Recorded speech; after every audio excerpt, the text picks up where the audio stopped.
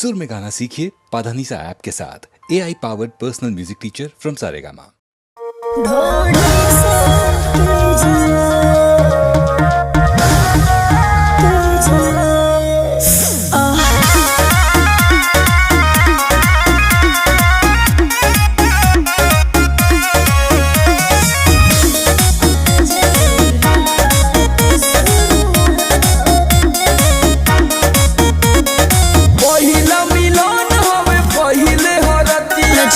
ककरी कैसे काम करे न मतिया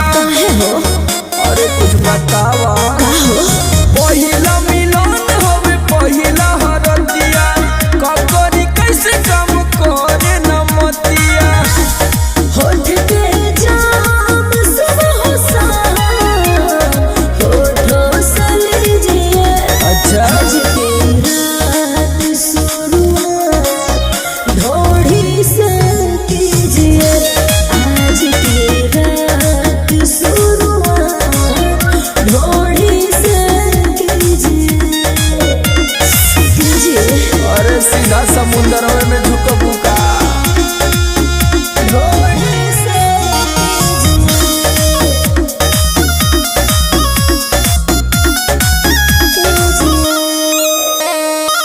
डरी न पिया घर दूरा में हमके दूर हटल सारा लाज शरम के ए राजा आओ बानी नदन जन करा सपोर्ट हो चल पलंग बची खवाया खरोट हो फर्स्ट नाइट में सरप्राइज कुछ खास दीजिए आज की रात शुरुआत ढोढ़ी से आज की रात शुरुआत ढोढ़ी से कीजिए आज जलवा दिखा देबू का ढोढ़ी से